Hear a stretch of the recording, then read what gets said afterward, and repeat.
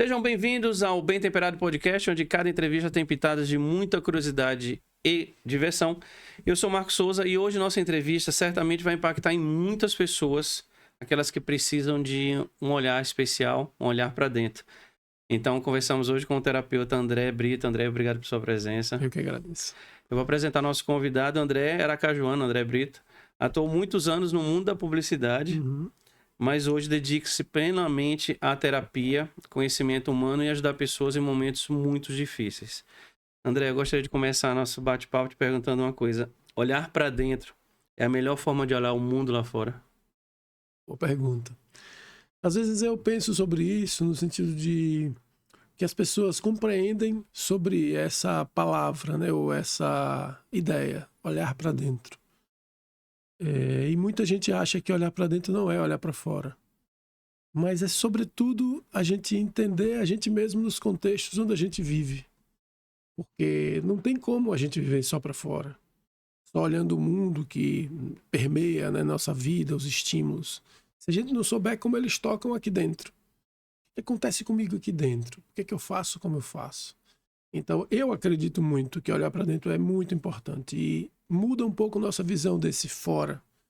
Se a gente entrasse aqui num debate mais filosófico, talvez a gente chegasse num ponto que seria: não existe dentro e fora. Isso é uma dicotomia bem humana, né? Da dualidade humana mesmo. Mas, para mim, é muito importante olhar para dentro para poder entender esse mundo, a visão de mundo que cada um tem. Passa por olhar para a gente mesmo. Eu acho que, assim... Vamos falar um pouco sobre o André, né? O André, você se tornou publicitário e trabalhou através de uma agência, a Insigne. O processo criativo fazia já parte do seu dia a dia, né? Sim, desde sempre, na verdade, viu, Pato? Marcos. O apelido aqui veio mais forte. Eu estava vindo para cá e lembrei, né, da época que a gente fez aquela... acho que Feira de Ciências, né? Do AMX, do avião... E, tipo, o que era que me movia tá ali? Era a possibilidade da gente entrar nas ideias e fazer com que elas se multiplicassem, né? Então, eu não percebia, assim, com clareza para onde eu ia, o que era que eu queria. Então, eu fui trabalhar como fotógrafo, né? Primeira coisa que eu fiz. Ainda no segundo, terceiro ano, fui trabalhar como fotógrafo. Então, tipo, o meu caminho para publicidade foi meio que natural, assim. Fui indo para a formação mesmo como publicitário de modo muito natural, porque eu gostava daquilo. Então, o trabalho com a agência por um bom tempo, né, era uma coisa que me alimentava muito. Mas chegou um tempo que deu. Do que você faz hoje para a época do publicitário, também é uma forma de entender as pessoas, né? Porque você tinha que... Conversando com uma pessoa, ela contava eu que precisava de uma logomarca que traduzisse a minha empresa. Então, você tinha que entender muito da pessoa e do conceito, né? Para poder chegar a um produto, uma imagem, né? A gente servia negócios, né? A gente tinha essa necessidade de entender negócios para servir esses negócios com a ideia de como chegar no público. Então, era uma intermediação que passava por isso. Eu teria que entender como é que esse público pensa, quais são os valores, o que está como um conceito principal nesse momento do mundo que faz com que as pessoas se atraiam. A gente tinha que entender um pouco do humano. Até na própria faculdade a gente tem, né? Psicologia do consumidor.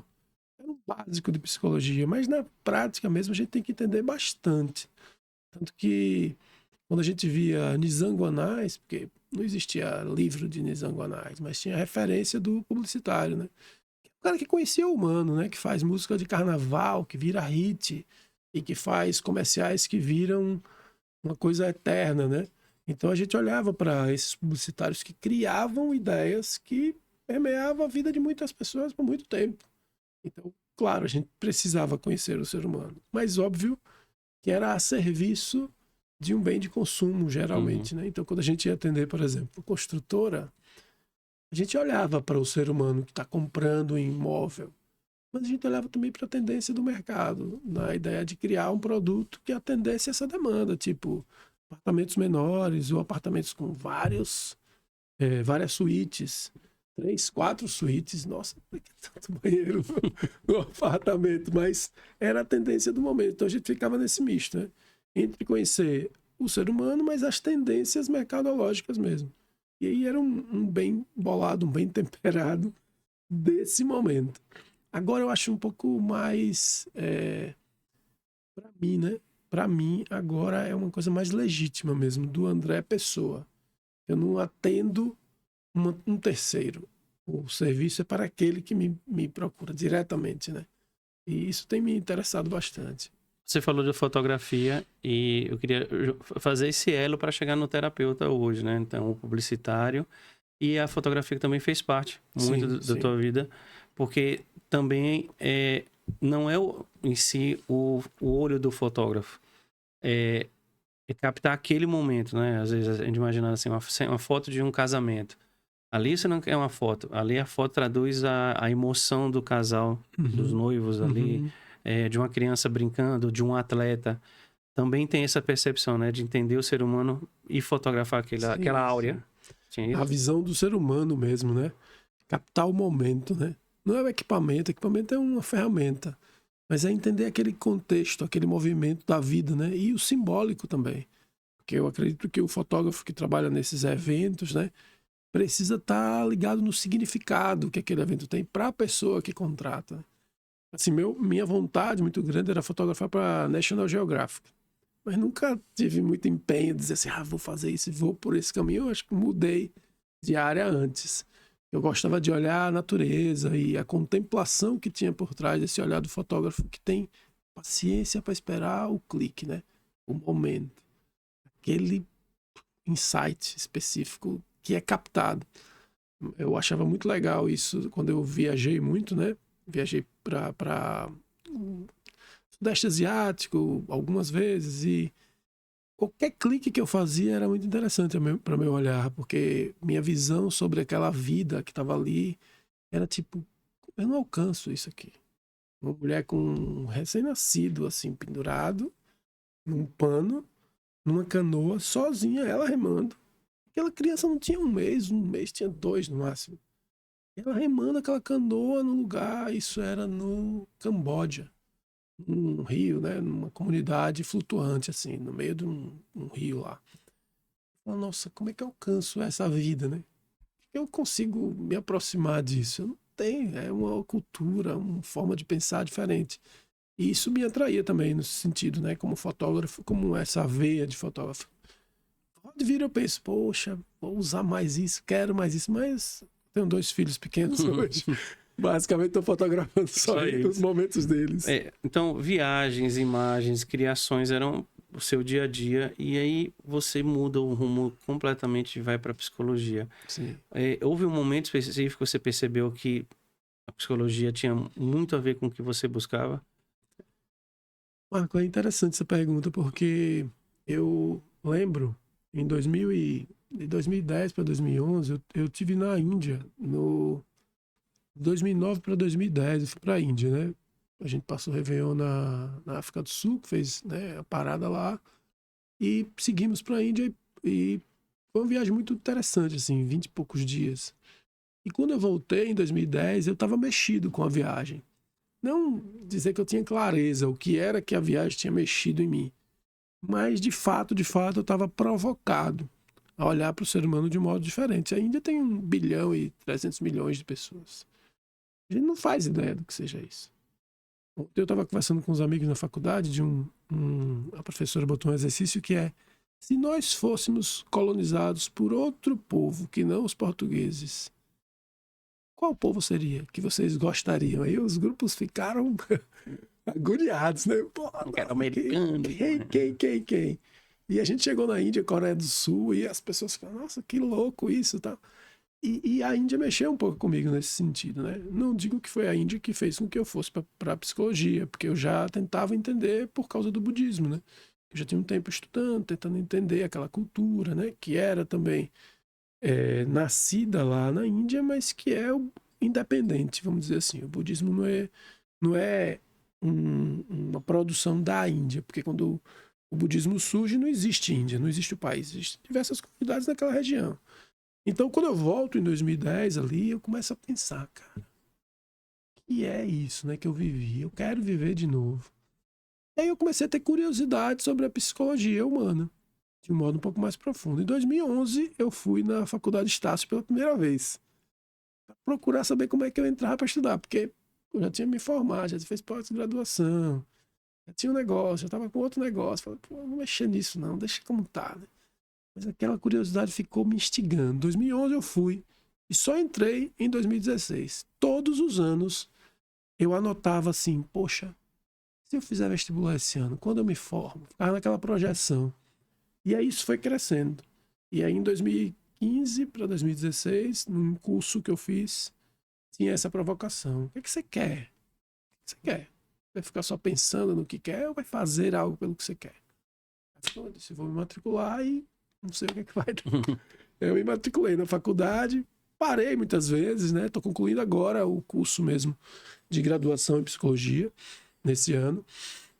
E eu comecei em 2016, né? Bastante tempo, né? Eu ficava sempre achando assim, nossa, quanto tempo a pessoa passa na faculdade. Mas, poxa, eu estava vivendo, né? Pandemia, viajei várias vezes, trancava, tive 2 filhos. Tô tranquilo. Eu digo que eu sou um estudante de lenta aprendizagem, né? E a psicologia tem muita coisa ainda para me ensinar. Apesar de eu já atuar como terapeuta, né? E já ter uma vivência até com pessoas, né? No set terapêutico ali, que eu trabalho, com grupos, que eu tenho uma habilidade muito grande hoje de trabalhar com grupos já, desde 2017, que eu trabalho bastante, assim, com muita frequência. Eu vejo quanta coisa ainda tem para aprender. Nesse aspecto da saúde pública mesmo, né? De encontrar pessoas e grupos vulneráveis, é bem diferente do que trabalhar com a pessoa que está ali, cheirosinha, chegou do trabalho, alimentada, tem seu carro esperando. É diferente de chegar com um público que está no limite, né? Então tem muita coisa para aprender e é muito interessante, assim. Vou fazer 51 agora e o que eu vejo, né, quando eu tô com meus filhos, um tem 4, um tem quase 2, é que, nossa, o trabalho nesse sentido, né, estudando e buscando uma coisa nova, me dá energia e um vigor para eu continuar e vê-los crescer também. Então as coisas se misturam. Tudo me dá uma ideia de que às vezes eu falo assim, poxa, eu tenho 50 anos, se não fossem as dores no corpo, eu nem lembraria. Mas, no geral, assim, isso tem me aquecido muito o coração. A psicologia e as ideias onde a psicologia pode me levar, né? Você falou em contato ele com o budismo, né? Que é uma filosofia de vida que busca equilíbrio, entendimento pessoal e do ambiente. Te ajudou dentro no início da faculdade de psicologia, meio que preparar você para entrar para esse mundo? Porque muita gente não sabe como é, né? Chegar na psicologia, eu já entrevistei aqui uns 3 ou 4 pessoas da área de psicologia, é você abrir mão das suas dores para entender as dores dos outros, né? Sim, sim. Teve um pouco, ajuda um pouco essa filosofia que você já tinha? Acredito que me ajudou muitas vezes, viu? No sentido bem prático, assim, me ajudava muito a... Como eu trabalhava, né, bastante, assim, tinha uma rotina muito agitada de trabalho. Quando eu comecei a estudar, eu comecei a ver que o que eu praticava, né, do budismo, ou seja, botava na minha vida mesmo com a meditação, com a intencionalidade de estar presente, vivendo a minha vida, que é uma coisa que eu citei lá, né, para você, que é de mindfulness, né, nesse estado da nossa mente. Aquilo ali me ajudava a entender, a compreender algumas ideias que estavam fora do meu campo de percepção, de radar, assim, de um modo muito significativo. Eu tava tão vivo na aula que eu não anotava. Eu não anotava muito. Eu prestava bem atenção ao que o professor estava dizendo e o budismo me ajudou a desenvolver isso. Num mundo tão cheio de estímulos como a gente vive hoje, já vivia, né, há 10 anos, é fácil a gente se distrair muito. Então, nesse momento em si, né, entrando na faculdade, não era só a visão do budismo de um modo mais profundo, mas também desse aspecto prático, né? Eu estar lá. Eu escolhi estar aqui, eu vou estar aqui. Então, nos primeiros semestres, eu tirava sempre nota muito boa. E eu não era um aluno de estudar muito. Mas era porque eu ficava muito conectado. Agora, da visão do budismo, assim, de mais profundidade, era uma inquietude que surgia muito grande, porque alguns teóricos, eles me levavam a tentar entender aquela ideia que ele estava trazendo, mas que no budismo era um pouco diferente. Ou tinha uma amplitude em relação àquele pensamento do ser humano. E eu fui tentando juntar, né? O que era de um, o que era de outro. No budismo existe a psicologia budista, Eu ia te perguntar sobre que é isso. um livro específico falando especificamente disso, né? O Abhidhamma. É um livro gigante, assim, sobre a psicologia budista. O que é que está por trás desses ensinamentos que tem a ver com esse conceito específico. No caso, humano. esse ele é muito na parte mental. Mas você teve contato, mexendo com a cultura indiana, com o Ayurveda, que vem muito da nutrição, Sim. isso Dos também doshas. ajuda muito Sim. também? Ajuda, apesar de eu não ter estudado tanto. Se você for na minha biblioteca e procurar, deve ter uns 3, 4 livros de Ayurveda. Mas eu não me aprofundei tanto nesse sentido, né? O Ayurveda trabalha com os doshas, né? E especificamente... Massagens, alimentação. Exato. É a forma de você também olhar a sua própria vida, né? As rotinas, como que você acorda, como você vai dormir, o que você consome de modo geral. Mas eu no budismo não tem isso desse modo, mas já me ajudava a tomar consciência como eram as minhas escolhas em relação à minha saúde física, né? Os relacionamentos. Como é que fica para um estudante ali começando a faculdade de psicologia, onde a gente se tem Freud como a referência e você, André, tem o budismo como uma base? Como é que fica esse conflito de estudo? Então, esse era um problema, inclusive, que eu acredito que isso foi o que me retardou um pouco. Eu entrar na faculdade por causa dos meus preconceitos, né? Eu ficava, essa psicologia ocidental, freudiana e por aí vai. Já é muito aquém do budismo, não vou entrar. Não vai ser para mim. Não tem uma faculdade de psicologia budista, né? Aqui pelo menos não tem. Mas isso ficou muito tempo para mim me retardando, assim. Quando eu entrei, eu fui vendo, poxa, tem muita coisa de Freud que ainda nos ajuda muito. Dá para mesclar, né? Inclusive, assim, a gente olhar para o ser humano de um modo um pouco mais amplo hoje em dia, que tem muitos teóricos, muitos estudiosos, como Jung, por exemplo. Ele tirou coisas do que Freud postulou, né? Se a gente olhar para Lacan, que foi um estudioso de Freud, poxa, tem muita elaboração. E tem os caras que foram ser críticos deles, né? Que são os franceses também, né? Deleuze e outros, Michel Foucault, por exemplo. Então, tipo, tem uma construção a partir do pensamento freudiano e psicanalítico que é muito interessante para a gente olhar os contextos onde a gente está hoje, socialmente. Não só economicamente também, mas principalmente social. O econômico vem depois. O mental é a base de tudo, né? E aí o budismo, ele precisa ser traduzido, né? Uma adaptação cultural, inclusive. Porque, vou lhe dar um exemplo. No budismo, a gente estuda muito suttas, ou sutras, né? Sutra é sânscrito e suttas é Pali. São duas linguagens. O Pali é uma língua prima aí do sânscrito, mas que não é muito conhecida. Mas dentro do budismo, os ensinamentos são escritos em Pali. Lá no Sri Lanka, né? Um país que nem muita gente já ouviu falar, mas está lá. Um país ali perto do sul da Índia. Tem muita escritura em Pali.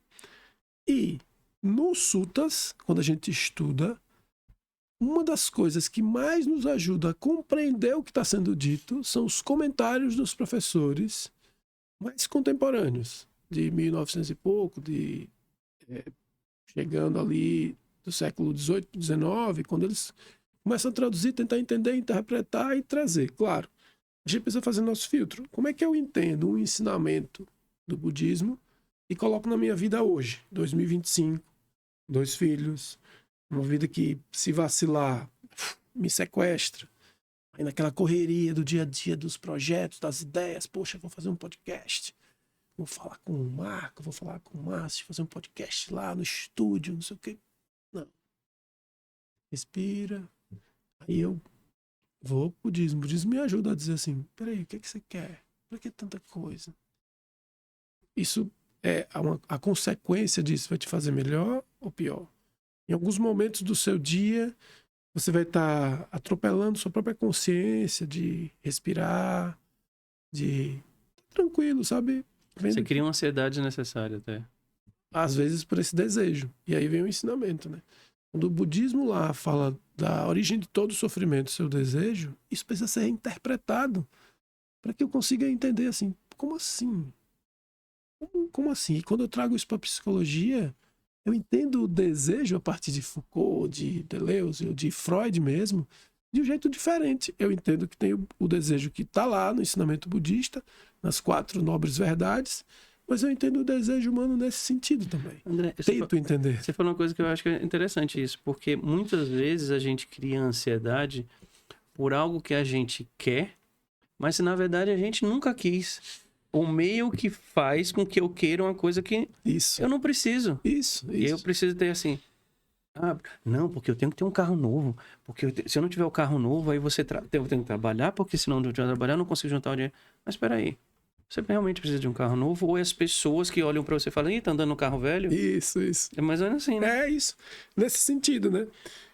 Hoje, com as redes sociais, fala assim, tem que ter que era Twitter, né? Que é o X agora, né? Tem que ter o Twitter, tem que ter uma rede social no TikTok, tem que ter no YouTube, não tem que ter nada. Tem que ter Eu tenho que ter nem o Instagram. Eu tô querendo sair do Instagram.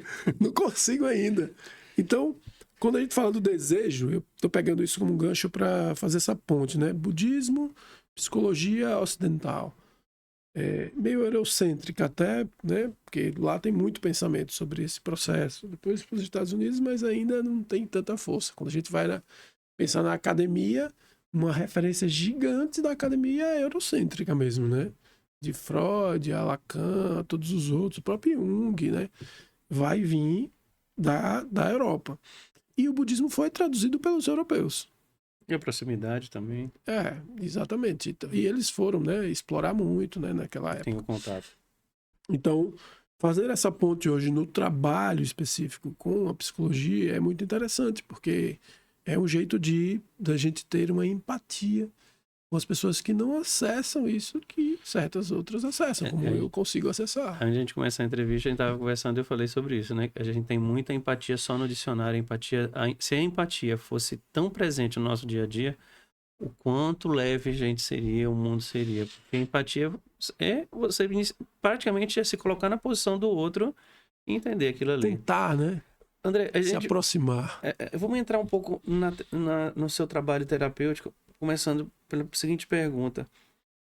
A gente está vivendo uma crise global de saúde mental, como é que pode dizer isso? É uma espécie de epidemia. Mas pouco falada, né? Porque eu acredito que uma das fontes geradoras dessa epidemia é a própria forma de consumo, né?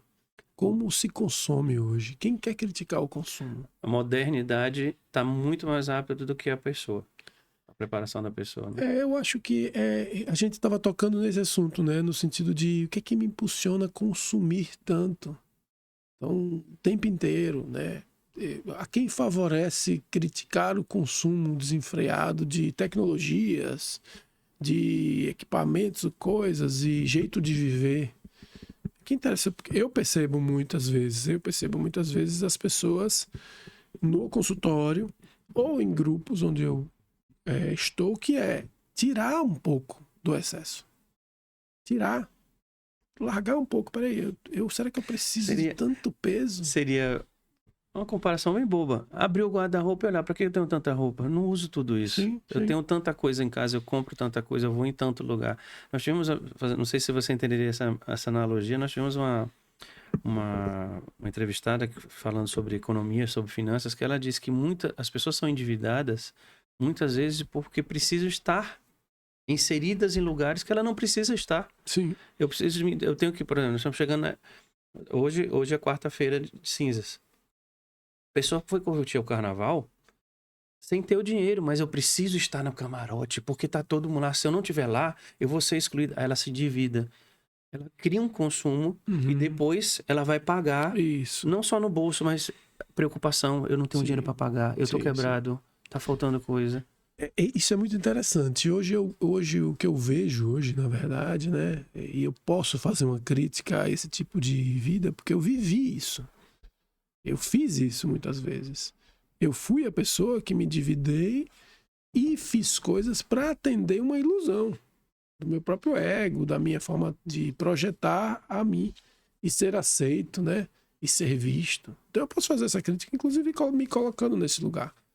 E hoje a gente pode olhar, poxa, quanto que isso é adoecedor. Porque uma bola de neve né? É um fluxo, na verdade, de tentar ser o que não tem fim. Quer dizer, vai ter um fim, muitas vezes, no adoecimento mental, né? Porque aquilo fica insustentável. Eu não estou falando nem financeiramente, porque tem gente que paga por isso. Mas se você não alcança, você... O vazio. Eu não sou a pessoa querida, ninguém me aceita, eu sou feio, eu sou chato. Isso é doença. A gente pode dizer, existe assim, pelo menos os top 3 fatores do mundo moderno que contribuem no adoecimento das pessoas? Em que sentido, assim, você fala? Tipo... Consumo, rede social, relações, isso estão linkados? Deve ter aí até uma classificação, assim. Eu diria que rotinas do trabalho, né? Pressão no trabalho, no sentido de como as pessoas se cobram por atenderem demandas, né, de trabalho, que parecem que é uma fusão muito grande hoje em dia, e pouca gente também fala disso de um modo claro. Quer dizer, tem gente que fala em lugares meio guetos, assim, quando ele for para academia ou em certos movimentos, você vai ver que as pessoas falam, poxa, essa epidemia de produtividade, temos que ser produtivos. Então já eficiente, né? Performático. Então já tem gente falando sobre isso, até no Instagram tem bastante gente sobre isso. Eu sigo mais, talvez você não siga. Talvez outras pessoas não sigam, né? Canais como... tem uma moça que até fez faculdade aqui em Aracaju, que chama Mariana alguma coisa. Não lembro agora. Mas ela fala sobre antiprodutivismo. Então, o que acontece hoje com a gente é que parece que a gente se colocou num lugar que tem que produzir, tem que dar resultado. Mas para quem? Então, esse é um ponto que a gente poderia olhar como um top 1, 2, 3 desse caminho, que é como que eu estou me colocando na posição, na função de... E aquilo está me tirando energia, ao invés de me dar energia. Uma hora você deixa... Não consegue mais dar, você vira substituível. Exatamente. E aí nada que adiantou. Exatamente. E muita gente nas empresas, e aí isso há números, né? Do prejuízo que a doença, os transtornos mentais têm surgido muito forte e o prejuízo que isso cria nas corporações, que as pessoas precisam se afastar. Como recentemente, né, burnout veio para a categoria de transtorno mental para o Ministério do Trabalho, que antes não existia, né? Então a gente já começa a ver, poxa, também há um negócio por trás do transtorno mental, né? Que é a patologização de tudo. Então, se eu tenho um CID, né? Se eu tenho um código lá que me diz, ó, isso aqui é tal doença, provavelmente eu tenha um medicamento, indústria por trás. uma indústria. Então, o caminho, muitas vezes, é a gente despatologizar essas rotinas e entender o que é que provoca isso. Você falou uma coisa interessante. A indústria farmacêutica é a maior beneficiada pelo adoecimento das pessoas, né? Porque o bem-estar natural das pessoas com, como você fala, um estilo de vida saudável não requer remédio. Exatamente. Não é só postura, posicionamento, Isso. entendimento. Uma escolha mesmo, né? E aí, sem isso, não tem remédio, não tem indústria. Sim. É muito fácil, né? É um tema complexo, né? Porque existem tecnologias farmacêuticas, né, medicamentosas que ajudam muito pessoas, né? Pessoas que entram em surto, crise, né, transtornos mais severos. É algo que a gente precisa considerar, né? Mas eu vejo hoje que uma coisa que acontece é muita gente procurando um diagnóstico. Pessoas com base de conhecimento, sabe, com acesso à informação. E que é um diagnóstico. Quer um diagnóstico. Porque a partir do diagnóstico parece que materializa. Olha, eu tenho isso. Então... Parece até que virou uma moda dizer, não, eu tenho um TDAH. Tenho TDAH? Eu sou um tipo de autismo, porque ela precisa estar inserida. Eu sou o TDAH. A pessoa fala, eu sou. Você foi diagnosticado? Não. Ela se coloca, né? E mesmo que seja, o que eu chamo a atenção é esse eu sou. Você não é. Você não é uma sigla de um transtorno. Você é uma pessoa. Então, dentro do consultório, dentro do set terapêutico, precisa que, às vezes também, o profissional consiga trazer a pessoa para olhar isso. Peraí, você é? Isso existe nesse momento na sua vida e pode ser que exista para sempre, não sei. Tem certas ideias, né, sobre as origens de certos transtornos, que elas são complexas de achar. Falando nisso, transtornos, vamos dizer assim, todos têm, maiores ou menores, alguns vêm do passado, outros são recentes. Como a gente consegue conviver com isso? Eu posso ter traumas, Sim. eu posso controlar esse trauma, né? Eu não vou me livrar dele, ele vai fazer parte do meu book. Uhum. Mas a terapia e esse entendimento faz com que eu consiga compreender e botar ele numa No lugar caixinha dele. ali para que ele não me atinja. É no lugar dele na minha história, né? Isso é um tema interessante, Marco, porque uma das minhas formações, eu busco entender o trauma, a traumatização, principalmente, né? É o significado que a pessoa dá e deu naquele momento que aconteceu o evento traumático. Seria, não interrompendo, evitar que a traumatização não vire uma dramatização. Sim, de algum modo, de algum modo.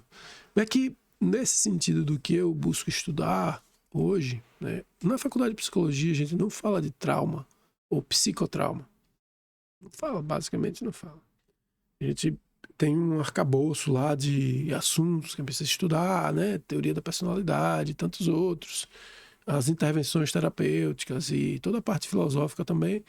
Mas do trauma em si a gente não vai de aprofundar e tentar entender. E a gente poderia dividir em 2 tipos de trauma para ficar um pouco mais didático, assim. O trauma de choque, um trauma impactante num momento específico da vida, e o trauma de desenvolvimento, que é aquele que acontece enquanto eu me torno pessoa. Meu filho tem 4 anos, minha filha tem 2, eles não são uma pessoa constituída. Ele não tem nem responsabilidade justamente por causa disso, porque ele não é uma pessoa, ele não faz o negócio, jogou o controle da TV da avó no chão e quebrou. E é justo aquilo que dá prazer a ele. Mas ele não sabe, ele não consegue entender, porque ele está enfurecido. E às vezes a gente também faz coisas assim. A gente reage muito fortemente porque não tem uma capacidade de notar. O trauma de desenvolvimento, tanto quanto o trauma de choque, eles estão na nossa vida impactando a nossa fisiologia. A forma como o meu sistema nervoso funciona depende também da forma como ele foi. Você pensa em uma pessoa que teve sei lá, vou dar um exemplo, que tomara que não seja gatilho para ninguém que esteja assistindo, né? Mas um pai, vou pegar a figura masculina, tá? Porque é mais comum, mas a mãe também pode ser essa figura. Um pai muito rígido, seco e pouco carinhoso, pouco contato físico com a criança. Aquilo ali já está marcando o sistema nervoso dela dia após dia, minuto a minuto da vida dela. Por quê? Porque quando a gente é muito pequenininho, a gente precisa do toque, a gente precisa da segurança, do afeto. Por isso que quando você bota uma criança no colo, às vezes ela para de chorar, porque ela sente aquilo que é, tipo, opa, segurança de onde ela veio. Então, eu estou falando em termos muito superficiais aqui, mas o mais importante é a gente entender que um pai muito rígido e muito opressor, desde lá da infância, desde lá, ele pode fazer com que essa pessoa vá crescendo como uma pessoa também que fala seco. Não sei o que é aquilo. Não sei o que é isso, não sei o que é toque. Então, eu hoje vejo, poxa, a pessoa que não quer ser tocada, tanto no consultório quanto em grupos, a pessoa não quer um abraço. A gente não pode generalizar, mas tem transtornos específicos como bipolaridade, borderline, que são transtornos de humor bem complexos, né? Severos, a gente precisa ter cuidado. Que as pessoas têm um mecanismo de funcionamento, não só mental, mas comportamental, que é que se você tiver o olho um pouco preparado, você vai ver. Olha, como ela é em relação a isso, a questão social, contato, né? Isolamento. Parece que a gente já vai ver um padrão. Mas não é que todo mundo vai ter o mesmo padrão. Mostra de outro jeito. E aí existem polêmicas sobre isso, né? De onde vem um transtorno como borderline? De onde vem? Às vezes pode vir do trauma. Muitas vezes do abuso e do abandono. Então, a gente poderia olhar para esses traumas como constituidor da nossa natureza em funcionamento, assim, não nessa natureza do ser, mas da forma como a gente se constitui como pessoa e o significado que a gente dá a cada coisa que vai acontecendo com a gente.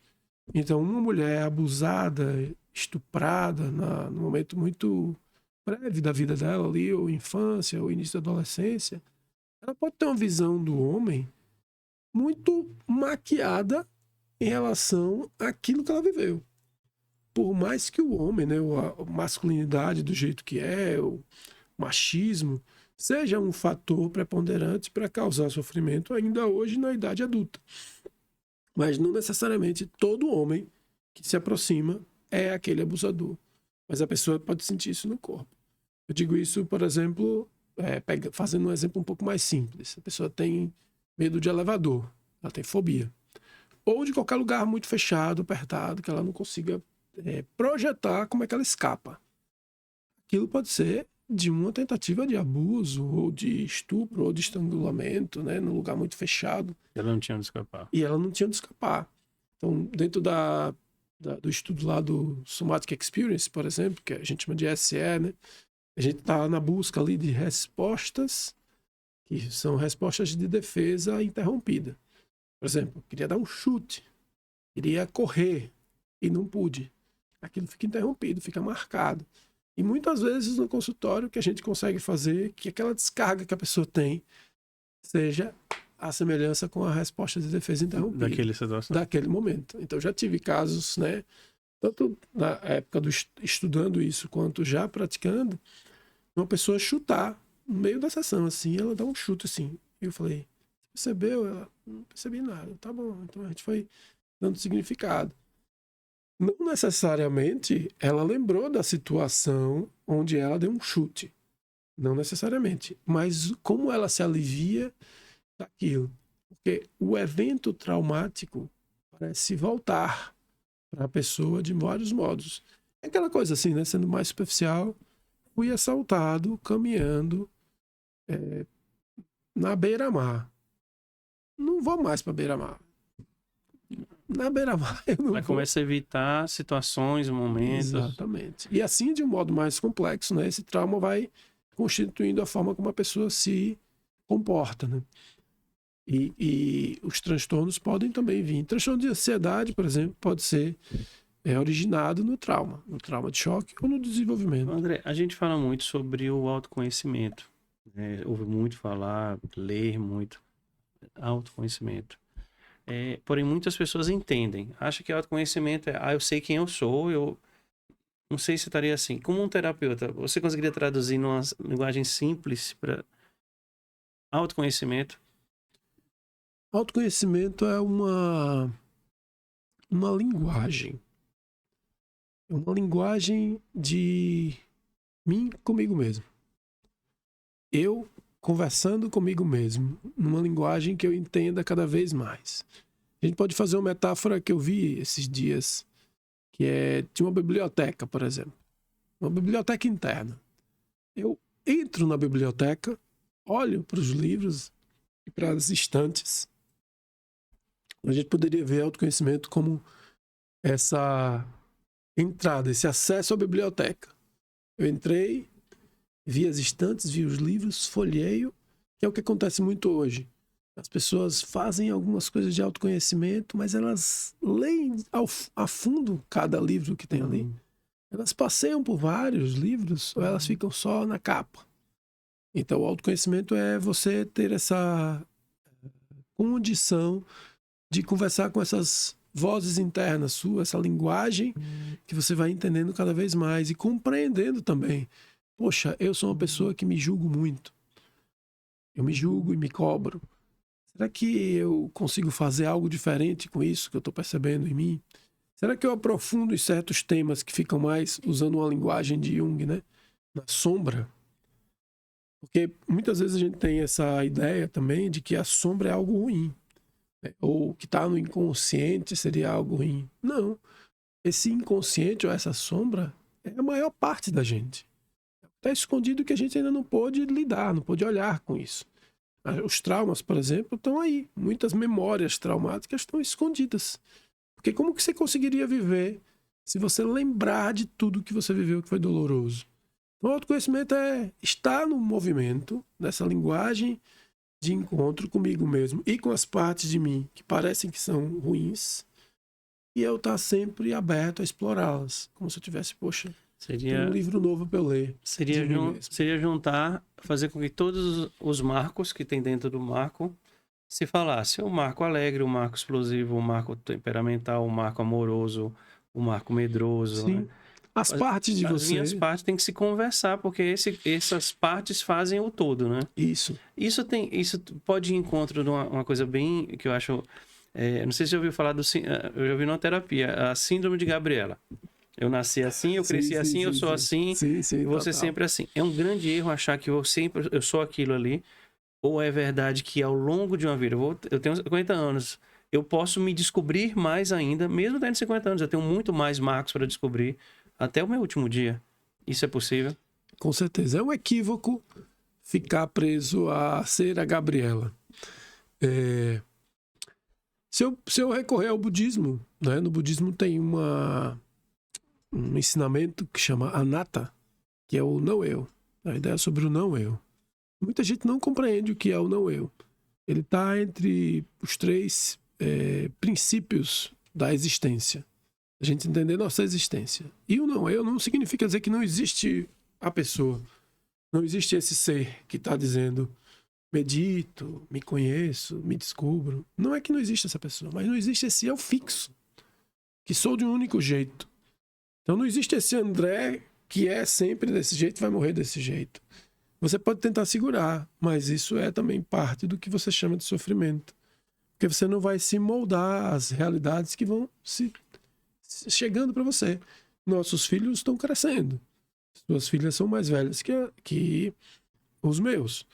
Você já tem algumas experiências sobre quando o pensamento, quando as ideias dessa pessoa que está se constituindo cola no seu e quando não cola. Quando elas desafiam o que você projeta entre essa pessoa que você trouxe para o mundo e cria e ajuda a transformar numa pessoa, entre o que ela pensa e o que você pensa. Então, essa ideia fixa sobre quem a gente é um fator também de adoecimento, uma fixação nessa ideia ou personalidade. Eu te perguntei isso, André, porque vou te dar um exemplo muito pessoal, que eu acho que nunca é tarde para aprender, nunca é tarde para se moldar. Comparando entre eu e meu irmão, eu sei, é muito comum filhos falarem isso, né? Meu pai gosta mais do meu irmão. Mas realmente existia, claro, para todo mundo, a aproximação maior que meu pai tinha com meu irmão. Uhum. E aí, como você fala, né? Um trauma. Meu irmão faleceu durante a pandemia e um trauma. Mas o que trouxe para mim? Meu pai hoje tá... Não, só tenho ele agora. Tenho minha irmã. Mas meu pai se aproximou. Um trauma mexeu com ele. Uhum. Eu não dividi as coisas iguais. Uhum.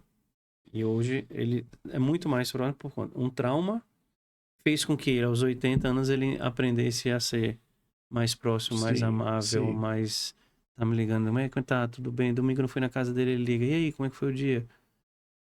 Eu acho que eu te perguntei isso porque as pessoas mudam. Ele se descobriu agora uma pessoa carinhosa com o filho, que ele era voltado ao trabalho, só trabalho. Mal via na escola buscar, no máximo era buscar, não ia, participava de nada. E eu acho isso, por isso que eu te perguntei. Eu acho que a pessoa tem que entender que ela muda, a maturidade, a idade faz com que você entenda o que é erro e acerto. Dá oportunidade. Também. Foi um movimento, uma atitude de seu pai de recompor, de recuperar alguma coisa perdida, né? Mesmo nessa fase da vida, com 80 anos. Mas tem gente que não muda. Tem gente que fica lá no sofrimento, na busca tal.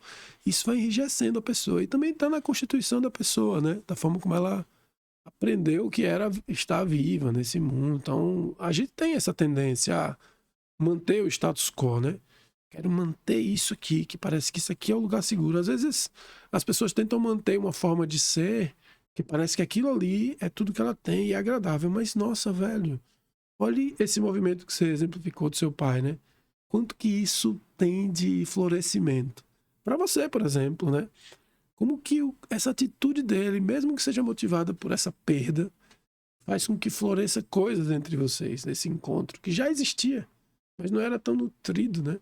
Então a gente tem muita possibilidade, como seres humanos, de perceber a realidade que é essa construção desde que a gente nasce até quando a gente morre, sem entrar em questões de vidas ou outras vidas. Não é esse o caso, mas como que a gente vem se mobilizando para sobreviver dentro de contextos, né? Mudando profissão, às vezes, como né? A gente citou aqui exemplos, como se adaptando a contextos mais complexos, como pandemia, perda de um ente querido.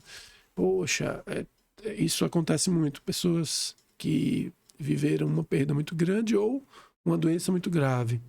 Elas falam, epa, peraí, Elas mudam tenho você. 6 meses para viver? Vou morrer melhor, vou fazer outra coisa. Aí vive 10 anos, vive 20, vive 30. Mudou Mudou o mundo dela. o mundo dela. Ou um câncer muito agressivo, fez com que ela parasse tudo. E aí, naqueles momentos de ócio, né, e de dor, a pessoa reconfigura a forma que ela olha para a vida e fala assim, não, agora sim. Então você vê a pessoa fazendo coisas diferentes. Final de um casamento, às vezes faz isso. Quando as pessoas perdem o emprego, às vezes faz isso, mas não é sempre. Né? Depende muito do Mas se contexto. tiver uma sensibilidade, vai ter resultados melhores. Provavelmente a pessoa encontra ali um tipo, peraí, deixa eu ver como é que eu vivo agora. André, a gente falou um pouco e eu acho que eu queria voltar a tocar nesse assunto porque é muito dinâmico e foi principalmente o que me motivou a te convidar para a entrevista. Que é a doença da relação que hoje a gente vive mais tempo no trabalho do que em casa, com família. E o trabalho dinâmico é cheio de meta, cobrança, comparação. É um erro a gente normalizar isso, né? Eu diria que é um equívoco, né? Um movimento que, como a gente falou, né, adoecedor.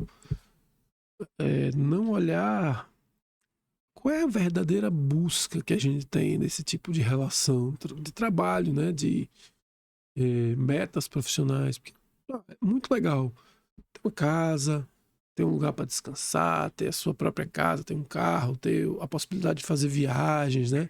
De dar a seus filhos uma boa escola, um lugar legal para a educação deles e manter a comida na mesa. Tudo isso é muito legal. Tudo isso é legal e a gente precisa entender que não é um erro ir atrás disso.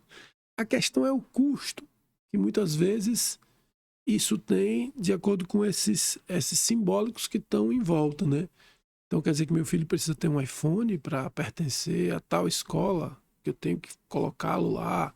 Então eu tenho que continuar nessa pressão, nessa busca. Então tem muito da visão de mundo que cada pessoa tem, né? Nesse sentido, de entender o que ela está de fato em busca quando ela se desdobra do jeito que se desdobra para conseguir recurso e o custo disso que muitas vezes as pessoas não veem, né? Qual é o custo disso no sentido emocional e da conexão ou da desconexão consigo mesmo e da desconexão com as pessoas que a gente fala, eu te amo. Esse preço que se paga para poder comprar um carro, o carro vai, você fica. Sim. A relação com uma pessoa. Você falando, eu me lembrei, eu gosto muito do Joel J, é uma referência para mim. E ele recentemente numa entrevista falou que tava assim, ele ligou para a esposa e ela não atendia. E ele ligando, ele indo para casa, ele ligando. Ele entrou em casa com aquela sensação de vou dar uma bronca porque ela não atendeu o telefone. Quando ele entra na sala, o telefone estava em cima do móvel e ela estava no chão sentado brincando com as crianças. Aí ele tomou ele baque, ele falou assim, caramba, ela trocou para os filhos o valor que vai ter esse momento de estar brincando com a mãe. E ela deixou o telefone de lado, que ela podia estar na internet vendo uma besteira, Isso. nada construtivo. Essas E trocas. os filhos com a babá. Ou com outro aparelho. Sim. Essas trocas estão saindo caro, né? Mentalmente. Muito caro. Eu queria que você me desse uma explicação de uma situação. Eu deixei bem separado aqui sobre o que é a pressão no trabalho, ao ponto. Não vai deixar de ser um trabalho. O que aconteceu com a Nicole Bols durante a Olimpíada de Tóquio? Tem, inclusive, para quem quiser acompanhar, tem no Netflix esse documentário. Ela é a Nicole Bols, super atleta. Ela simplesmente travou. Ela preferiu abandonar para falar, se eu não fizer isso agora, ela tinha acabado de casar, estava montando a casa dela, uma Olimpíada. É ginasta, né? É ginasta. Se eu não for a campeã, eu tô com minha cabeça voltada em outras coisas. Ela preferiu parar para não travar, porque ganhar a medalha é o de menos, o problema estava ali, ela travar. A gente tem que ter essa percepção também de chegar e falar pro trabalho, ô amigão, peraí, minhas férias são minhas férias, meu horário expediente é meu horário expediente, a gente tem que ter essa força, né? Sim. É difícil também, Marcos, sabe por quê? Por causa da cultura. Uma pessoa, eu atendo uma pessoa hoje, né, que ela não trabalha dia de sexta, mas isso não é sempre dela, não é uma coisa inata. Agora, né, ela já chegou assim, ela já estava em outra terapia e há um tempo e depois veio para mim e ela não trabalha às sextas. E da segunda até quinta ela trabalha sempre à tarde, início da noite e tal. E ela tem uma vida tranquila. Ela fala, eu preciso ter esse tempo para mim. E às vezes ela diz, eu não toco em assuntos assim na roda com as minhas amigas porque há muita crítica. Então eu tenho que ser de um jeito que parece que é o normal. Você falou da palavra normalização, né? Essa cultura performática de estar em tudo, de ter que fazer, de estar sempre produzindo. Então é realmente um movimento cultural. Eu trago uma ideia, às vezes, em alguns momentos, que eu digo, olha, o trabalho está se tornando um dos vícios mais perigosos para as pessoas. Por quê? Porque quanto mais você usa como um vício, como uma adição, mais te aplaudem. E aí vira um problema, porque quando você usa uma droga, uma substância química, ou quando você está preso a madrugada toda jogando num poker, ou preso, distraído na rede social, ou viciado em internet, não pode soltar o celular por nada, não pode ter um tempo com os filhos, as pessoas falam, nossa, isso aí é um caso grave, é um transtorno, a pessoa está com problema. Mas quando você trabalha muito, ninguém te acusa. Acha até massa, poxa, aquele cara, né, aparece, tem fama, não sei o quê. Então, isso é uma questão um preço cultural. alto, né? É o preço alto e é uma cultura que se instala e é difícil às vezes para as pessoas verem. E tipo, velho, quanto vale você acordar e falar assim, eu tenho tempo para fazer uma atividade física. Eu tenho tempo para meditar 15 minutos. E eu provoco as pessoas com meus cursos de meditação que é, cara, você não tem 5 minutos por dia. O que você tem? Você me lembrou uma coisa, puxando um pouco para a religiosidade, o Denzel Washington agora ele consagrou como pastor, tem uma entrevista que ele fala desses 5 minutos. É você acordar e ficar 5 minutos em silêncio deitado na cama, ouvindo a sua respiração primeiro. Você acordou, ouve a sua respiração, vai ligando as partes do seu corpo. Você estica um braço primeiro, não é questão física, é espiritual. Sim. Liga seu braço, depois o outro, dobra uma perna, você vai acordando, não é acordei, levantou, não, ele fala isso numa entrevista, de você se ligar, esquentar o motor devagar. A gente não tem isso. Você acorda, você dorme pensando no despertador. Se o despertador não tocar, eu tenho que acordar. E você muitas vezes acorda antes do despertador tocar. Não dorme. Isso, porque o sono profundo não é alcançado. É impressionante que um aparelhozinho como tipo um smartwatch, você hoje consegue monitorar e você vê que você realmente tem muito pouco sono profundo. Isso, exatamente. E isso impacta durante o dia. Você não tem desempenho, você está cansado, você está mal-humorado. Adoece mais. As empresas podiam ter uma visão melhor para ser menos dinâmica dessa forma e ter um entendimento de ter a psicologia dentro dela. Não, semana de não sei o que, não, ter o dia a dia, você tem mais produtividade, menos afastamentos. Seria bom, com assim. certeza. Olha, isso é tão relevante hoje em dia que há uma regulamentação, a legislação que está começando a ser implementada, que acho que é do ano passado, 2023, não lembro agora, que é de certificação das empresas que fazem trabalhos consistentes de saúde mental com seus colaboradores. Isso vai passar, ou já está funcionando, eu acho que já está funcionando agora em 2025. Isso é bom até para o SUS, né? Mas principalmente para que as empresas criem programas perenes mesmo, que vai ajudar as pessoas a se conectarem com elas próprias, com esse processo de reconhecer, né, o que é do trabalho que está causando e fazer os movimentos. É muito difícil, parece até utópico.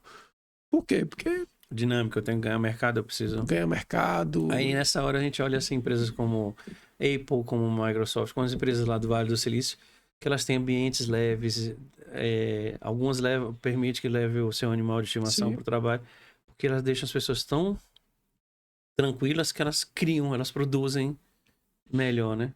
Isso existe, né? Como você está falando, por exemplo, a Google tem um programa de mindfulness, né? Deles mesmo, que chama Search Inside Yourself. Eles estão buscando nesse sentido, né? Busque aquilo que está dentro de você, né? E é um programa perene lá de mindfulness, né? De entendimento de autopercepção e tal. Só que existem questões também que estão lá, de quem está lá, que a pessoa também se provoca a discutir se ela quer fazer aquilo que ela está fazendo, né? Então parece até contraditório às vezes, né? Ter isso e não ter uma política de saúde mental que seja tão legal. Porque tem gente que vai chegar na Google e vai dizer, não, esse ambiente aqui é tóxico para mim. Tudo certo. A pessoa escolhe. Não que a Google seja esse modelo para mim, porque eu nunca trabalhei lá. Mas existem empresas hoje que são lugares realmente legais para trabalhar, porque elas implementam programas e, na prática, elas estão dando às pessoas... Digamos que a primeira matéria-prima dela é a saúde mental. Sim, porque seria muito interessante. No entanto, esse entendimento, acho que a gente ainda está engateando. Tem muito preconceito, né? Ainda está engateando com esse entendimento das pessoas estarem vivendo melhor dentro dos negócios, né? Dentro das empresas. Eu comecei a fazer em 2023, ano passado fiz alguns trabalhos lá para o Tribunal de Justiça, aqui de Sergipe. E o que eu vejo, né? O que eu vejo na prática, não lá especificamente, mas em vários lugares, é que há um sistema maior que está envolvido, né? Das pressões, das metas, que se a pessoa não souber gerenciar... Por quê? Porque é como se a gente pensasse assim, isso está interpolado em camadas com a própria vida da pessoa, a forma como ela leva a vida. Então, tenho 2 filhos, tenho que deixar o menino na escola, tenho que fazer não sei o quê, tenho que chegar no horário, tenho que dar conta e tal. Então ela fica, não tenho que. E todos esses movimentos que a vida pede da gente, né? É minha responsabilidade com meus filhos, minha responsabilidade com os meus pais, minha responsabilidade com o trabalho, com meus amigos, com meus amigos, comigo mesmo, que geralmente fica por último, vira uma pressão gigante de não ter tempo para nada. A gente falou, tem um termo agora, preconceito. E aí eu queria entrar num tema que você já falou aqui, que eu acho que sofre muito preconceito. Meditação. A meditação ajuda a gente, primeiramente, a ter um tipo de equilíbrio mental? Sim, poderíamos dizer que sim. E quais são as ideias mais equivocadas que as pessoas têm sobre meditação? E o que ela é exatamente? A meditação ainda é um tema de interesse do olhar de muitas pessoas.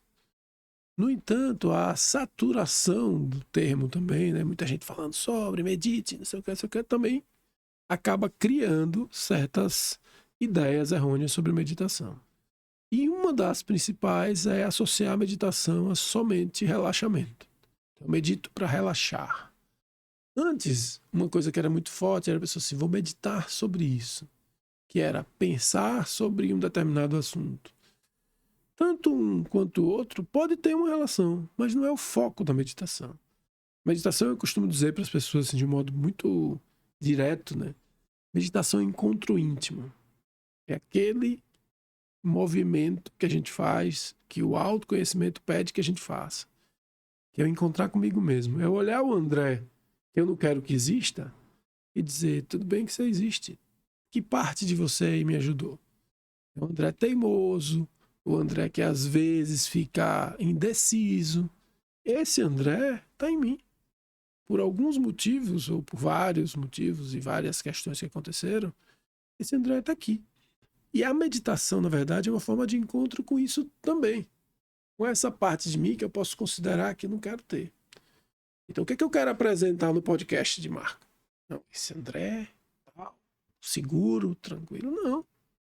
Tem uma parte de mim também que é insegura. Tem uma parte de mim aqui que tem medo. Tem uma parte de mim que é ansiosa. Seria o Marco falar com o Marco medroso. Marco, calma. O Marco falar com o Marco ansioso. Mais do que falar comigo, né? Mais do que falar. É um momento inicial de compreensão. Compreender que esse Marco inseguro está aí. Que certas coisas podem se aproximar de feridas emocionais suas. Então, meditação é esse encontro íntimo que eu, proposital, faço comigo mesmo quando eu sento e passo lá 20 minutos, 10, dependendo do dia. Eu aquieto, sinto minha respiração, como você deu o exemplo de Denzel Washington, né? Acordando. Eu não acordo como ele, mas eu acordo, né? E no momento que é possível para mim que eu faça de manhã, eu sento e vejo minha mente já me trazendo as ideias do dia e um monte de coisa. Eu falo, tá, Seria a hora de... A meditação seria como se fosse uma mesa onde você em silêncio coloca tudo que vai passar na sua cabeça e você vai organizando, né? de algum modo, sim. Tem um cliente meu, né, paciente meu, ele tem autismo. Mas ele é bem desenvolvido de linguagem, né, de uma série de habilidades. E ele fala, quando eu medito, minhas ideias ficam mais organizadas. Parece que tudo ficou no lugar. Depois bagunça tudo de novo. E é mais ou menos assim. Quando a gente medita, parece que... E tem uma brincadeira para criança, né, que é de uma garrafinha, de um vaso, né, cheio de glitter, ou de algumas outras coisinhas, papel laminado, colorido, e balança-se, e ele fica como aquele globozinho de Natal, né, dos americanos lá com neve. Você balança, balança, balança, balança, balança. Fica aquela agitação, que é o que acontece na nossa vida. Então, quando a gente não para observar isso, aquilo fica sempre agitado. E a meditação, e isso estabiliza. Explica para as crianças. A gente para, deixa ele paradinho, e vamos olhar. É garrafinha, ou aquele globinho, ou um jarro, o glitterzinho vai pro fundo. Eu começo a olhar, ó, tem esse glitter aqui, tem esse glitter aqui. Isso acalma um pouco para eu olhar melhor para a minha realidade, tanto externa, né? O início da conversa aqui. Tanto desse mundo fora, quanto desse mundo dentro. Né? E alguma daqueles glitters ali, eles não descem pro fundo, eles ficam ali, boiando assim. Tá, meu Deus, isso é importante agora, hoje. Então a meditação é uma forma de eu encontrar isso dentro de mim, né? Acomodar um pouco. E aí sim pode surgir essa linguagem, seja mais compreensível com essa linguagem. Quando o Marco ouve algum Marco de dentro falando assim, tá vendo? Por isso que não deu certo. Tá vendo? Você foi teimoso. Você foi teimoso, você foi isso. Pô, velho. De novo, você fazendo a mesma coisa que você sempre fez. Se hoje voltar a acontecer, não faça. E aí onde tá? A linguagem que a gente, que eu falei do autoconhecimento, né, estabelece nesse diálogo, ela faz fundamental sentido quando você fala, poxa, isso aqui já me ajudou. Mas agora talvez tenha um peso, um tom, que é quando a gente fala de autocrítica, né? Poxa, não tem ninguém que critique a gente mais do que a gente mesmo. Ninguém. A gente até pode achar, as pessoas me julgam. Mas você se julga muito mais. Então, o que a gente faz com a meditação, por exemplo, não é buscar o relaxamento. Ele acontece. E às vezes também, certas coisas eu penso melhor sobre elas. Mas o principal é que eu intenciono aquietar um pouco para poder olhar melhor o que está acontecendo comigo. Melhorar essa percepção que eu tenho de mim mesmo. André, você como terapeuta foca muito, já falou aqui, do mindfulness, que é uma coisa muito já falada hoje, mais divulgada, e as pessoas estão meio que mais acessando e entendendo. Mas para quem está assistindo a gente, o que seria e como ele é tão importante hoje, principalmente nessa loucura que a gente tem? Sim. Eu sempre ressalto isso, que mindfulness é um estado da nossa mente. É um estado mental. É um estado de presença. E agora, por exemplo, você está consciente, né, de modo intencional, que você está sentado numa cadeira. Até eu falar, talvez, essa percepção corporal, né, que você tem e eu também tenho, nesse momento, dizer, ó, meu bumbum está pressionado nessa cadeira, porque já tem um tempo que a gente está aqui. Essas sensações normalmente não aparecem do nada. A gente vai vivendo, fazendo as coisas e tal, e fica muito no mental. Então o físico, o corporal, às vezes esquece. Quando eu brinco com as pessoas, poxa, tem gente que deixa de fazer xixi, deixa de fazer cocô, porque tá beber água, por exemplo, comer no horário, porque tá engatado ali, fusionado com aquela ideia de tem que acabar, tem que fazer, tal, isso aqui é importante. Então, o mindfulness é eu tomar consciência disso. Poxa, o que está acontecendo comigo agora? O que é importante agora? Por que eu estou sentindo isso agora? Eu estou sentindo isso agora, né? Consciente, e ter um pouquinho de abertura, de gentileza consigo mesmo, para tentar entender um pouco mais sobre. Então, mindfulness é um estado da nossa mente, primeiramente. Como técnica, a gente usa a meditação como uma delas, mas não apenas. Alguns exercícios podem fazer com que a gente vá descobrindo como é que eu, por exemplo, lavo prato em casa, quando eu vou lavar prato. Muitas vezes pensando em outras coisas para fazer. E lavando o prato sem uma consciência A gente teria que ter o foco para cada momento, para cada coisa que eu estou fazendo. Se eu estou fazendo uma coisa, é aquilo. Isso. Faça uma coisa Senão eu fico... Começa uma coisa, vem outra, não termina a primeira. Como o Denzel Washington aí. Acordei, tô acordando aí. Tô mexendo meu braço. As pessoas falam assim, meu irmão, que podcast louco o cara fala um negócio desse. Faz diferença. Nessa cultura, parece louco você parar e falar assim, vou escovar os dentes, escovando os dentes. Eu recomendo isso no meu curso, porque tá nos protocolos. Fazer atividade física, tomo consciência do meu corpo no alongamento, por exemplo, sentindo o corpo. Ao invés de eu simplesmente estar ali fazendo, pensando, nossa, tipo, eu vou pra academia, mas aí eu tenho que ir pra tal lugar daqui a pouco, porque eu tenho que acabar daqui a pouco, eu não fiz. Sim. Tudo certo. Ou então eu tô na academia lá fazendo um alongamento, falando, não, aquela pessoa tá ali, tá, acho que deve estar me olhando, ou será que ela tá pensando, ou isso, aquilo, ou quem tá aqui que pode me ver se eu tô com essa roupa, se eu tô com aquela roupa. Então a gente fica muito preso em aspectos da nossa mente, das projeções mentais que a gente faz, e a gente não se conecta com o que é mais real, o que é vivo. Então, mindfulness é um estado de presença, sobretudo. Eu presente. Tem uma professora que chama Ellen Langer. Ela é uma professora que trabalha bastante esse aspecto de mindfulness sem meditação, mas não recusa a meditação, de modo algum. Mas o trabalho dela é muito de pesquisa, inclusive lá em Harvard, que ela traz a ideia de que as pessoas mais sexys que existem hoje em dia são as pessoas mindful, são as pessoas presentes. Quando você fala, ela fala, sim, tô te ouvindo. Ou nem precisa falar, tô te ouvindo, porque a outra sente que ela tá prestando atenção. E parece que hoje isso é uma coisa rara, porque as pessoas estão sempre demandadas por notificações ou coisas para fazer. Eu citei isso na hora que eu estava falando da faculdade, né? Ainda hoje eu faço isso, mas às vezes me perco, que é quantas vezes você pode estar em algum lugar e certas coisas que eu possa ter falado, isso te levou a pensar em outras questões. Ou se você está sentado numa sala de aula, e aí o professor está ali falando, mas de repente você fala assim, eita, tem que fazer tal coisa. Aí você vai pegar o celular. Saiu do foco. Aquilo ali já foi.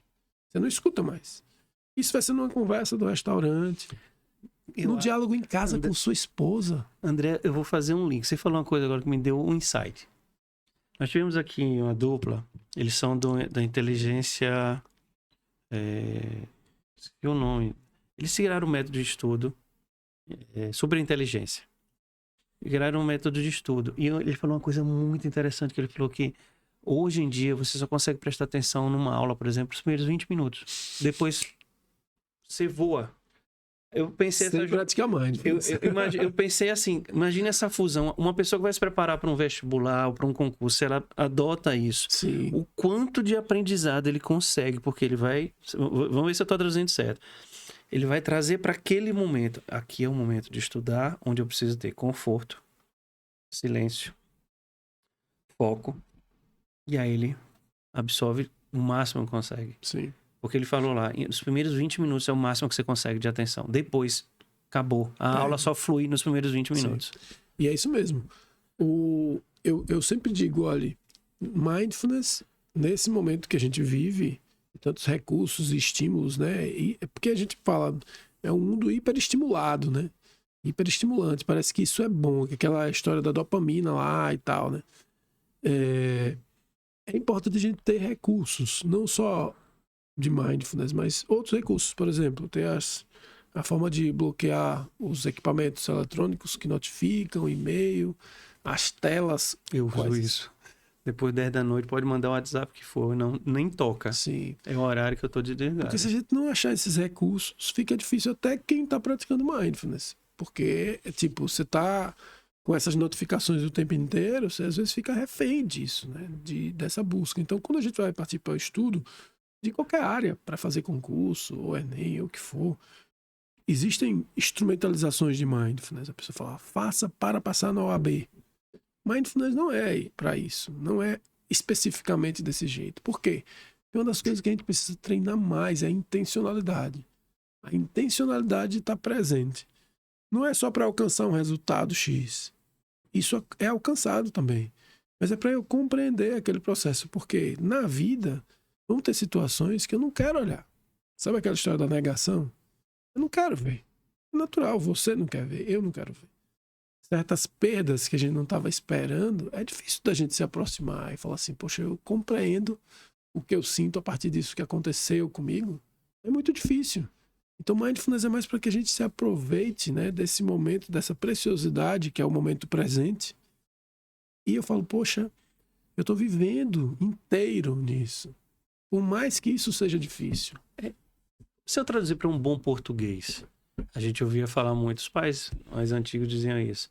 Seria a gente trazer para o nosso dia a dia situações como, por exemplo, hora de almoçar à mesa é hora de almoçar à mesa. Sim. Você, por favor, tire seu celular Isso. e foque no que você vai comer, porque Isso. você mastiga melhor, você engole melhor. Hora de brincar, você foca. A mulher do JJ lá. A mulher do JJ. Fez um. Ela podia estar com o celular aqui na mão, né? Esperando qualquer notificação dele, de outras coisas, mas ela tava brincando, 100% lá. O mindfulness a gente pode treinar em casa, se alguém estiver vendo esse momento Seu e falar dia a assim, dia. poxa, quando eu vou fazer uma coisa, eu faço aquela coisa, eu tô presente naquilo que eu tô fazendo. E a gente treina com a meditação, aprofundar um pouco mais isso para contextos emocionais mais desafiadores. Porque é o momento que é mais difícil da gente ficar presente em nós mesmos e escolher. O que eu quero fazer com a raiva que eu sinto? Então, eu posso dizer então que eu tendo uma prática de mindfulness, eu posso, por exemplo, evitar starts. Sim. Porque eu tô ali, eu evito, eu tô tão consciente do que eu tô fazendo que aquele suposto problema ou gatilho, ele vai chegar. Isso. Mas eu tô inteiro lá. Com as bases, os pés fixados no chão, venha. Isso, eu tô pronto. Isso. E aí eu reajo melhor. De processar aquilo e entender que resposta você vai dar. Se eu for pego de desprevenido, o resultado vai ser o pior possível. Você traduziu uma coisa que, né, nos protocolos a gente chama de responder ou reagir. Então, quando eu reajo, é no sentido de uma ação impensada e não consciente. Reajo. Estímulo, resposta. E aqui no responder tem uma qualidade de resposta, que é... Eu escutei, absorvi, a pessoa falou uma coisa, tocou lá fundo, eu respirei, disse, eu quero. Procura nas gavetas a resposta, organiza e devolve. Ou dou, ou nem dou. Essa mesma paciente, ela falou uma coisa ontem para mim que é interessante, ela falou assim, ó, quando a pessoa me pergunta que eu subi o preço da consulta, ali já vai no meu âmago, assim, já toca, já fica. Só que eu tô aprendendo a partir do que a gente tá fazendo aqui também, né, e do que eu já aprendi em livros e tal, que é, deixa o silêncio responder. Respire. Só que ela disse, é muito difícil. Por quê? Porque ali toca o seguinte, discutir o preço da sua consulta é discutir o seu valor? E aí dentro dela, pode ser que seja. Poxa, o que eu tô fazendo não tem valor? Pode ser, não sei. Mas ela respira. Eu falo, deixa esse silêncio. Aí quando ela já volta. Sim, vamos falar da sua glicose. Isso é bem interessante nesse sentido, né? Da gente recuperar o fôlego antes de simplesmente reagir por impulso. André, você tem um curso, principalmente sobre isso, o Mindfulness. Inclusive, ontem eu descobri que um amigo meu já fez curso com você. Onde você trabalha com um grupo de pessoas. Isso. Como é que funciona? Nessa hora é legal quando você junta pessoas, cada um com suas histórias, que você vai fazendo um bem bolado. Como é que funciona seu curso? Sim. Então, o curso é sobretudo um treinamento, né? Inclusive é uma coisa que eu deixo lá no site, repito na primeira sessão muito claramente, que não é uma terapia em grupo. Existem alguns movimentos de terapia em grupo que são bem significativos, que é aquele movimento que cada pessoa faz, falando sobre suas dores, ajuda os outros. Isso é bem interessante, né? Baseado numa intermediação, num trabalho profissional, né, cuidadoso, que vai fazendo esse movimento de estímulo para que as pessoas tenham a catarse, tenham aspectos, né, que tragam isso, e a partir daí um e outro vão trazendo a sua percepção e vai construindo um campo ali de saber e vai ajudando as pessoas. Meu curso não é necessariamente desse jeito. Meu curso é um treinamento. Então reúno o grupo e o grupo vai fazendo aquele treinamento que eu vou levando de protocolos que, né, de algum modo já são validados. Eu não pratico um protocolo fechado, tem meu dedo, minha mão, né, meu tempero, minha forma de fazer. E aquilo ali as pessoas vão treinando e levam para casa, para suas vidas, os exercícios propostos semana a semana, para que ela possa ir enxergando, poxa, quando chega um trabalho para refazer lá onde eu trabalho, né, no lugar que eu trabalho, a pessoa bota na mesa e fala do mesmo jeito. Só que eu já começo a ver que eu reajo de outro. Eu já respiro, sinto o incômodo igual. Mas talvez a reação seja outra. Então, talvez eu reclame menos. Porque essa é a dinâmica daqui, de onde eu estou. E eu ainda escolho ficar onde eu estou. Então, o curso é muito vivencial para as coisas do dia a dia, mais do que terapia em grupo. Você me deu um start agora interessante. Se isso vai ter uma validade para pessoas que estivessem assistindo. Aquele momento que você acha que o seu emprego ele é tóxico, mas na verdade é que você não entende como ele funciona e você reage a ele igual. Exatamente. Ele pode ser para outro, mas se você tiver um treinamento onde você tem esse autoconhecimento, tudo isso que a gente já falou, você não deixa ele ser tóxico com você. Você vai continuar trabalhando nele e ele não vai mais te atingir como você deixava. E aí é quando a gente fala de compreensão. É autocompreensão e compreensão. E volto para a primeira coisa que aconteceu aqui dentro e fora. Eu compreendo esse lugar onde eu estou e me autocompreendo. Não estou satisfeito aqui. Mas ainda preciso estar aqui. Vou criar meios, métodos, técnicas para não estar fazer as coisas funcionarem em X tempo, porque a dinâmica daqui é essa. E eu compreendo, por exemplo, que me toca esse tipo de situação, né? Que me tira ainda do meu eixo, né? Já não me nutre mais, não cria, na verdade, energia, assim, tira minha energia.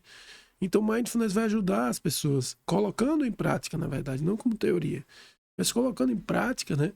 Que é uma autocompreensão. Poxa, eu nesse momento dou valor a coisas que talvez quando eu entrei aqui eu não dava. Eu dou valor ao meu tempo com meus filhos, eu dou valor a fazer pequenos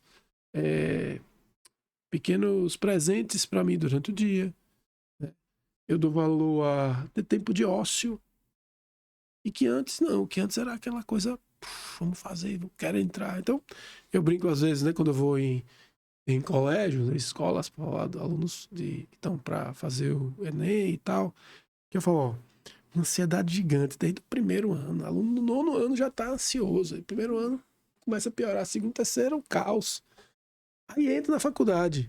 Aí vira aquele movimento. Mas quando está para sair da faculdade, vem um concurso público, um emprego. E aí quando você está no emprego, você fala, pô, mas que horas chega mesmo o troféu? Não vai chegar. Precisa, né? Não vai chegar, velho. Pode, então, mas você não pode. Tem pessoas que viveram processos ansiosos em cada etapa dessa da vida.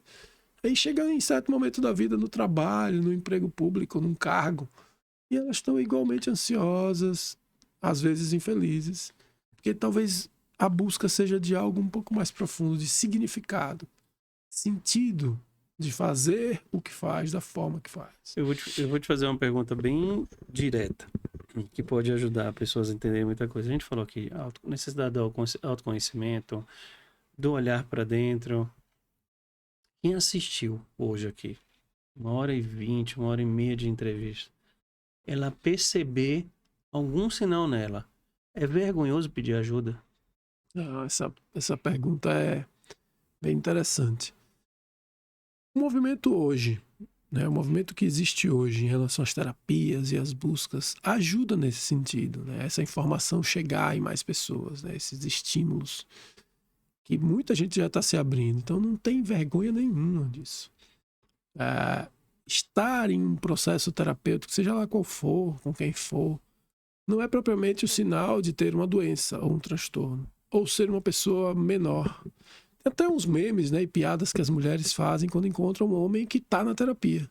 Elas falam, uau, Esse é o homem. Foi para terapia e ninguém nem levou, ele que está lá. Mas o que é interessante hoje é que mudou um pouquinho, mas muita gente ainda tem preconceito, mas mudou um pouco essa ideia de que quem faz terapia ou quem vai no psicólogo é um doente. Não é. Nem todo mundo precisa. Eu falo isso também muitas vezes, né? Não é aquela enxame, aquela panaceia. Todo mundo tem que fazer terapia. Eu discordo disso. Se a pessoa tá de boa na vida dela, não vê problema, tá vivendo lá. A forma como ela encontrou de viver tá harmônica dentro do que aquilo que ela vê, da visão dela, tá tudo certo. Por mais que a mãe diga, esse menino tem que fazer terapia. Tem que fazer terapia. Não, velho. A pessoa tem que buscar. Ontem mesmo eu falei, num atendimento que eu estava fazendo, o que é comum.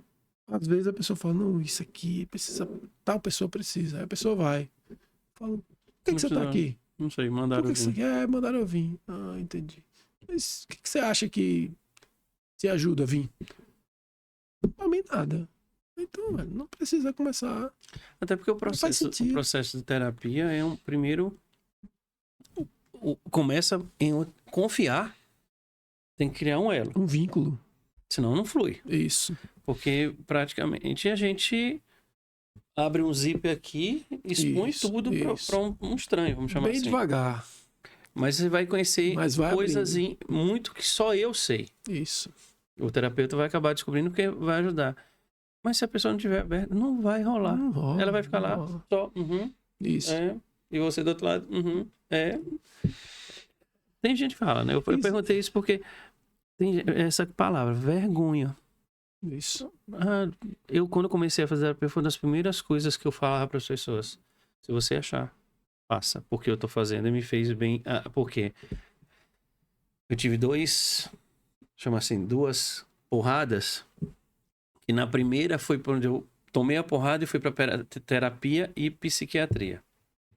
Mas aí eu vim. Essa eu não entro em detalhes. Mas a segunda, que foi descobrir que minha filha tinha um câncer, por eu ter feito, eu estava mais preparado para entender aquele processo. E mesmo assim, eu tive um acompanhamento para eu estar envolvido nesse processo de tratamento da minha filha. Mas se eu não tivesse tido uma base antes, nessa segunda, eu não tinha caído de vez. Exatamente. Porque eu comecei a entender, respira, calma, tudo tem um processo. Vai devagar. Como foi a semana? Eu começava sempre a terapia assim. E aí, conta, como foi a semana? Aí, foi muito bom. E eu sempre dizia às pessoas, precisa. Se você acha, vá. Mas vou fazer aquela, conversar. Sim, porque soltar um pouco. Isso aqui, gente, toda semana para mim é uma terapia. Conversar com pessoas de tudo quanto é segmento é uma terapia. Sim. Porque você conversa, você absorve, você aprende, você escuta, você fala. E nunca é vergonhoso. E todo mundo falou um terapeuta. Primeira coisa tá doido. Tá doido, tá um desequilibrado. Acho importantíssimo essa pergunta, essa forma de abordar, porque não há necessariamente que parar na vergonha. Uma das coisas que acontece com a gente hoje, de um modo geral, com muitas pessoas, né? É que a gente para nesses sentimentos. Eu posso parar a partir do medo, e então não ajo. Posso parar na vergonha e não ajo. Posso ficar preso no ciclo ali de inveja e ciúmes e não ajo, não saio daquilo. Então, o adoecimento mental, psicológico, emocional é muito grande por causa dessa não ação. Então, seja numa terapia de grupo, seja numa terapia individual, seja na busca de um livro, na Escariz ali, na leitura, ou em qualquer livraria, você vai lá ler um livro, fala, começa por aí. Lê um livro que tente achar um jeito de você olhar e falar assim, poxa, quando as pessoas falam disso, de se descobrir, de autodescoberta, o que é isso, né? A gente se deparar com certas histórias que fazem a gente começar aos poucos. Me vi ali. Isso. E não tem vergonha nenhuma. Imagine, se não fossem minhas terapias, como eu estaria onde eu estou agora? Né? cuidando dos meus filhos, com a minha esposa e em busca de novos projetos, né? Olhando para a vida de outro modo. Eu já pensei que a vida tivesse acabado. E não tem muito tempo, né? Mesmo já me trabalhando, eu falo, não, agora Tem mais Acabou. pra onde ir. não precisa aqui, já é. Às vezes, a própria terapia vai te indicar, se você chegar lá procurar um terapeuta, não, porque eu tô mal. Vamos falar da vida profissional, né? Ah, eu tô mal, não tô bem, esse trabalho é ruim pra mim, BBB, bababá. E aí você faz uma terapia pra se centrar, e ali você percebe que tem uma porta ali. E você larga tudo isso aqui, e a terapia lhe deu o equilíbrio que você abriu o olho e viu aquela porta ali. Sim. E aí você se descobre. Isso acontece bastante, bastante. A pessoa vê portas por onde passar, mesmo que não seja na transição de carreira, né? Mesmo que seja numa relação afetiva, mesmo que seja num aspecto de aceitação de realidades com doenças, né? Como você citou aí, o caso que você, em relação à sua filha.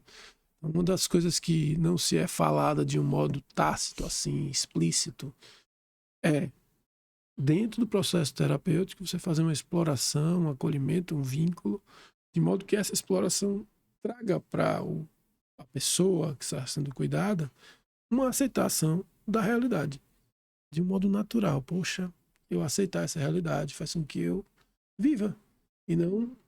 Encontre força e coragem, né? Exato. André, pra gente já indo no finalzinho, quais são os maiores desafios hoje do mundo tão doido, mudando de toda hora para um terapeuta? Mudando como assim? É um mundo dinâmico, né? Sim. O mundo é tão dinâmico, vocês mexe muito com vocês têm que estar se adaptando a... É bem difícil. É um desafio muito grande. Eu acho que o maior desafio é a gente... Eu estava conversando com uma pessoa até que me convidou para um podcast, eu estava saindo do podcast com ela, e ela falou sobre isso. Meu psicólogo não tem rede social. E é uma discussão que há dentro, né, nesse aspecto dessa área de psicologia, que é: o psicólogo deve seguir o paciente na rede social? Ou o paciente deve seguir o psicólogo na rede social? Como é essa dinâmica, né, de se olhar? A minha me vigiava. E eu fico pensando, poxa, seria muito bom eu não ter, mas eu tenho e estou ainda entendendo como é que isso funciona, não tenho uma ideia fechada sobre isso. Mas eu acho que o grande desafio do terapeuta, nesse mundo tão dinâmico, é não engessar suas visões sobre quem as pessoas são e como elas são nesse mundo de hoje. Agora eu estou estudando transexualidade, vou fazer um TCC com esse tema, né? Transgênero, transexuais, pessoas, né, que estão nessa classificação de identidade de gênero. E é um desafio muito grande se colocar no lugar delas, né, e na busca que elas têm atualmente, porque elas são pessoas, acima de tudo. São pessoas.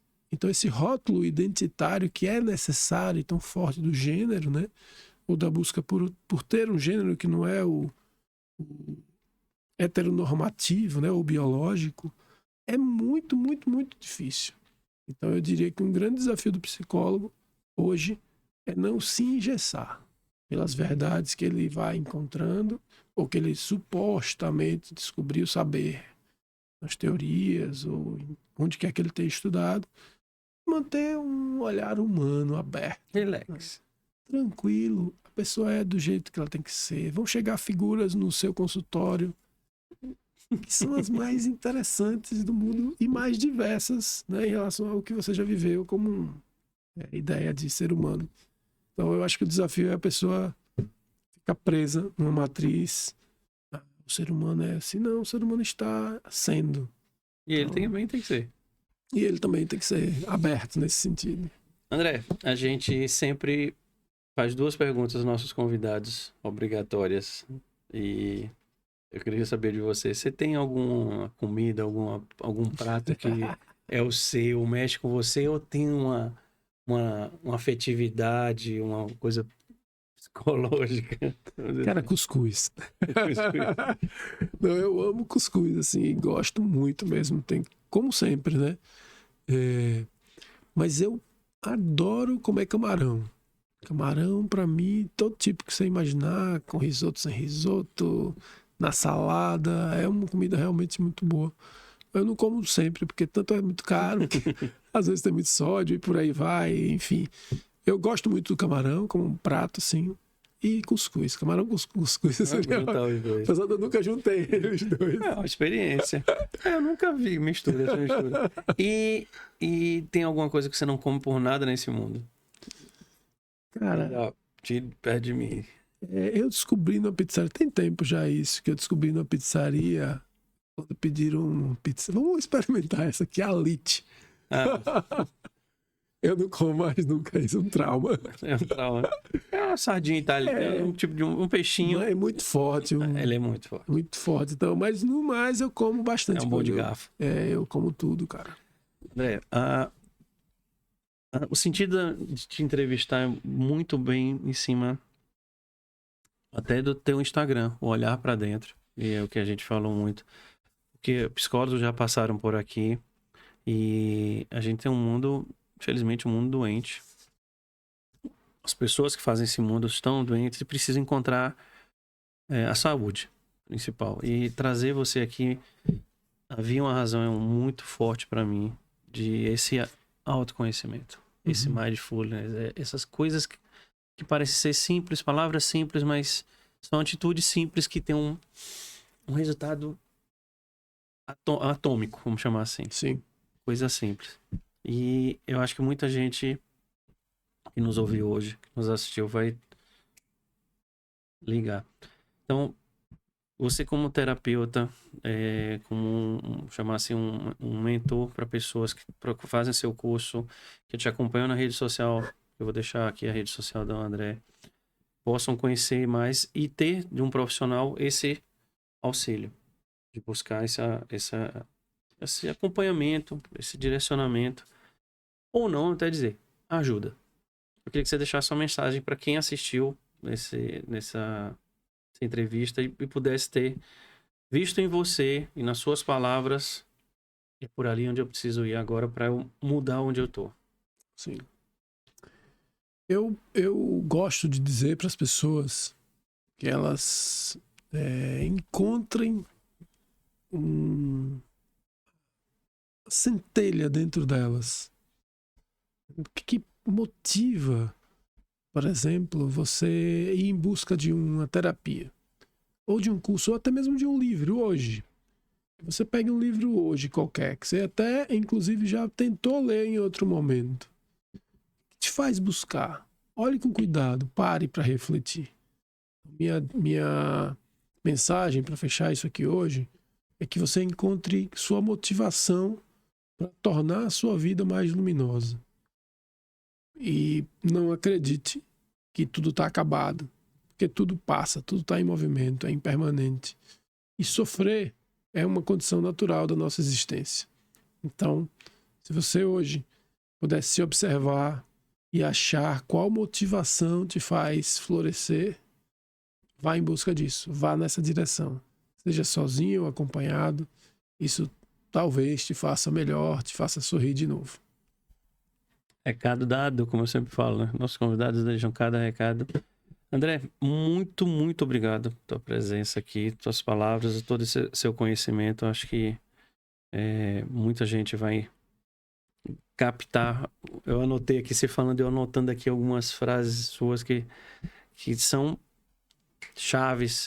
Sabe aquela frase de botar uma legenda de um momento?